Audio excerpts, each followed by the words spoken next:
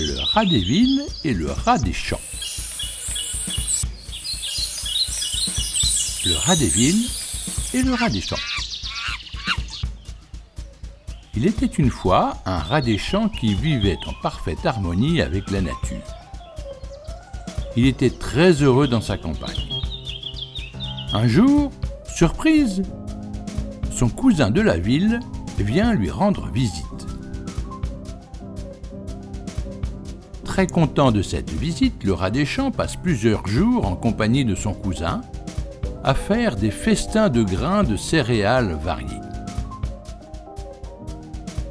Au bout d'un certain temps, le rat des villes propose à son cousin de venir passer quelques jours en ville et de venir apprécier toutes les variétés de nourriture dont il dispose à la ville. Ils prennent le chemin qui mène à la maison du rat des villes. Le rat des champs commence déjà à regretter la sérénité de sa campagne lorsqu'une voiture les rase et les éclabousse lorsqu'ils traversent la route. Ils finissent leur voyage et rentrent dans la maison du rat des villes. Le rat des champs demande de quoi boire et manger car le voyage l'a beaucoup fatigué et lui a donné faim.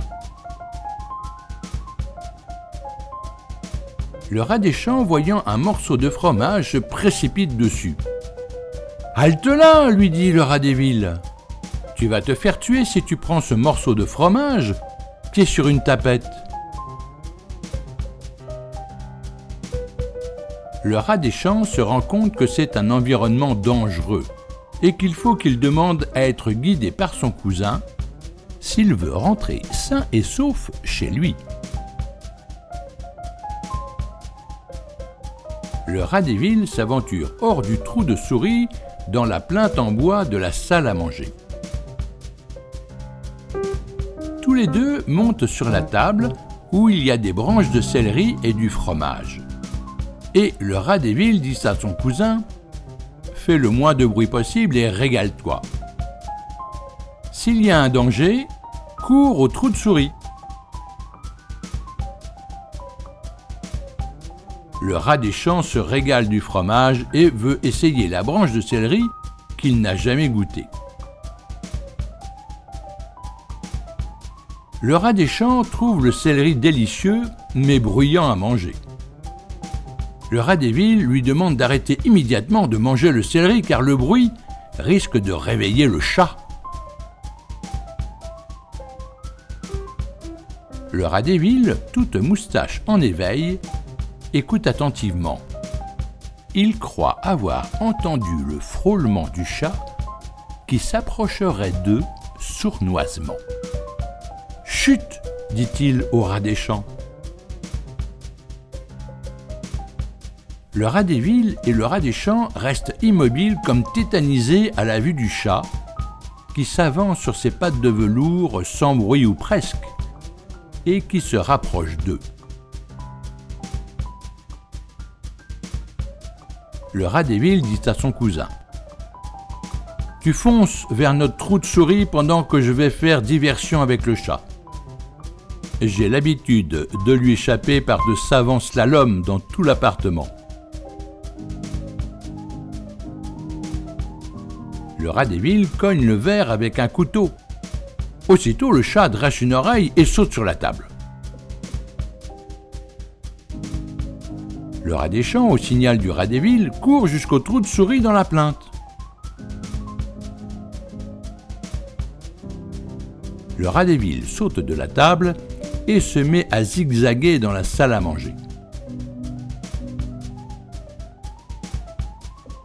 Le rat des villes attend que le chat soit arrivé près de lui pour se sauver en faisant des virages comme du slalom et passer sous des barreaux de chaises où le chat se cogne la tête.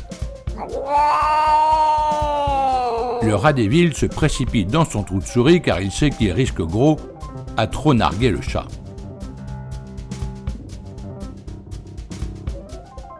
Le rat des champs, en sécurité dans le trou de souris, dit à son cousin « Est-ce là ton quotidien ? Tu vas mourir d'une crise cardiaque à défier tous ces dangers qui t'entourent. »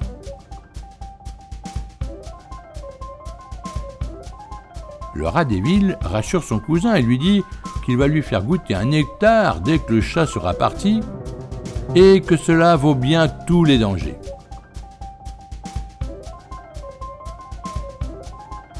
Au bout de quelques minutes, le chat va se recoucher sur un coussin près de la cheminée. Aussitôt, le rat des villes et le rat des champs remontent sur la table de la salle à manger et boivent dans un verre un délicieux vin qui leur tourne un peu la tête.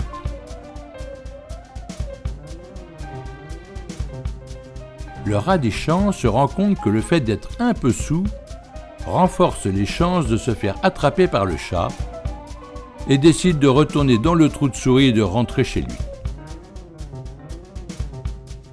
Après avoir bien remercié son cousin, le rat des champs l'invite à venir autant qu'il le veut pour une partie de campagne reposante et s'en retourne chez lui. Le rat des champs, devenu un grand-père rat, raconte à ses petits-enfants ses aventures chez son cousin le rat des villes. Ils pensent que leur grand-père leur raconte des histoires. On ne peut pas vivre dans un tel stress.